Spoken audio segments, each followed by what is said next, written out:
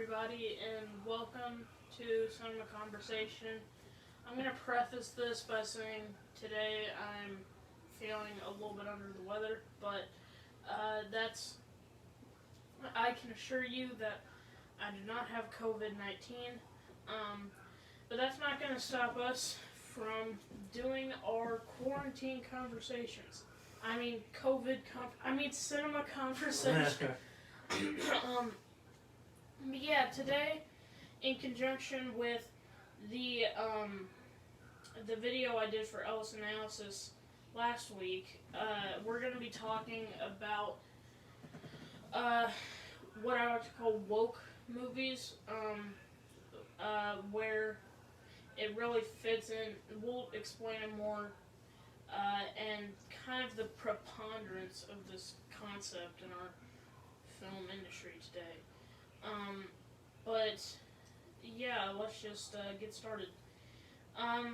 So as far back as I can remember, this phenomenon started with Ghostbusters 2016. I know that's not really far back, but it's a pretty new trend. The political things were high, and they were. I could just imagine them in a pitch meeting, just being like, "All right." So the only reason the first movie worked was because a series of fortunate events that shouldn't have worked but did work and created some sort of miracle of a movie that is still remembered 35 years later. Now, how do we reboot that for pointless money? Yeah. So we're just giving a reboot that nobody asked for. Yeah, basically. Well, what if we made them all women and then guilt-tripped the audience into seeing it? Bill? You're a goddamn genius. But anyway, yeah, and there was this huge media campaign about, if you don't see it, you're sexist and all that. Sarge, get away from that. And it sort of circulated. 2016, like 2020, was just one fever dream of a year. Nightmare would probably be a little bit more accurate. But yeah, and the reason I talk about these is because they're still going on today. With Paul Feig saying that he has a 3.5-hour cut of Ghostbusters, which would essentially be the same movie, and now they're planning on making a female Doctor Who and a female James Bond. This kind of thing has to be said. So, that's really how it started. And, the director, the actors, they've blamed everybody but themselves for the movies failing. They've blamed men. They've blamed Trump. They've blamed, I don't know. They blamed the freaking founding fathers for creating the Republican Party, instead of just saying, hey, this was a remake nobody wanted, and we really didn't, we didn't really do anything to prove them wrong, so. But, like I like to say, what do I know? I'm just a fat 15-year-old yelling at a camera about movies. Yeah, and so this kind of morphed into something where this is not politics. This is a pyramid scheme. This, like the great con artist in The Sting, Catch Me If You Can, or Ocean's 11, this is a scheme to take your money. Why? Because as a straight white male, both of us, we both have this little thing called guilt, because we can't escape the guilt of something we never even did in the first place. So, yeah. But then they say, well, if you don't like it, then, you're a sexist, so then you go see it, and if you don't go see it, you're wrong. If you do go see it, you're wrong. And yeah, they rake in the money and they keep making these things.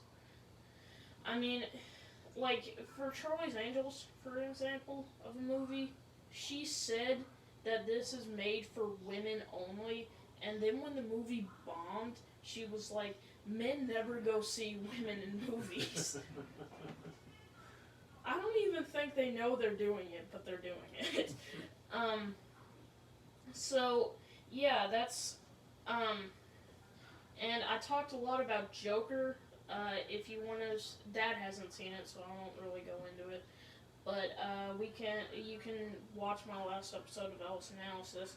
But yeah, it's movies aren't movies anymore. They're either products or politics, and that's like our saga of these. You know, we usually do fun things, and we want to do fun things. We want to talk about, the best time travel movies, or we want to, argue on whether or not I could pull off a heist. Um, but you know, we've been put in this position, and so something has to be said. And I don't want to be the political channel.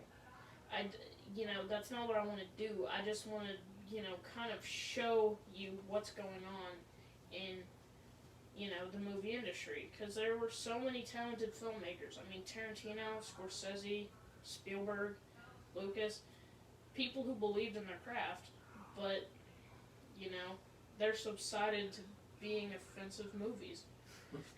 So, I mean, what do you make of all this? Well, just a sign of the times. I mean, movies are no longer art; they're products, or they're, as you say, they're either products or they're political statements, depending on who funds them or pays to get them made. That's pretty much it. Was anybody in the pitch room for Die Hard saying, well, why isn't John McClane a woman? Like, was anybody in the pitch room for Rocky or Back to the Future or any of those classic movies, and saying, well, why aren't they women? Because being a man or a woman never really mattered in the first place. Their gender did not define the story, and that's the problem. These politics define the movie. What Jordan Peele did in Get Out, which I praise, is that he made a coherent story while adding in subtle political commentary. But what these movies do is the reverse. They have political commentary with subtle, coherent stories. Yeah. And there's not really much I can say about this. It just annoys me. It just annoys me that movies used to make you think. Kubrick. Think of your favorite film director right now. Think of your favorite film writer. Think of your favorite film actor. What made those movies that they did so great? It certainly wasn't politics, I'll tell you that. So, these mindless movies that do nothing but put these people in an echo chamber, and they're gonna keep coming, with a black female James Bond.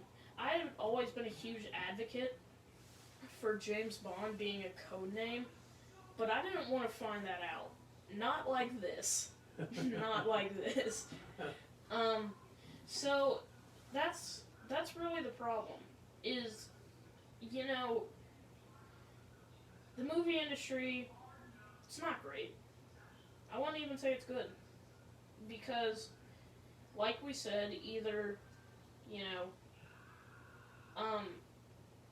all movies now, all popular movies are either products or politics. And every movie that goes, that steps outside the proverbial box, like Joker, The Irishman, Academy Award winning or nominated movies, those are the ones that are just boiled down to being all about white male rage. Everything is political nowadays. And that's the problem. I know I sound like a snob. In all these videos, I sound like, oh, movies used to be art. But they did. Now, you go see a movie, you're either watching CNN or a toaster on the screen. Because they're not meant to make you think. They're not meant to be great films. They're meant to put your money in their pocket.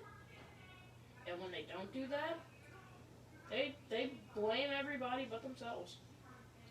And that's the problem. That's really what it boils down to. In this 30 seconds, I think that I've summed up everything that's wrong with the movie industry nowadays, don't you? I do. So, Could have said it better. you know, it's sad. It really is. And I promise, soon enough, we'll go back to talking about summer blockbusters and, you know, all our favorite movies. But this is the kind of thing that needs to be said.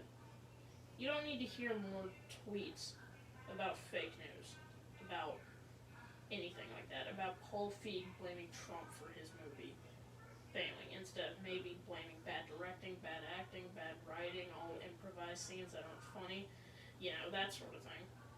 No, it's Orange Man bad. So, yeah, that's where we're gonna end it.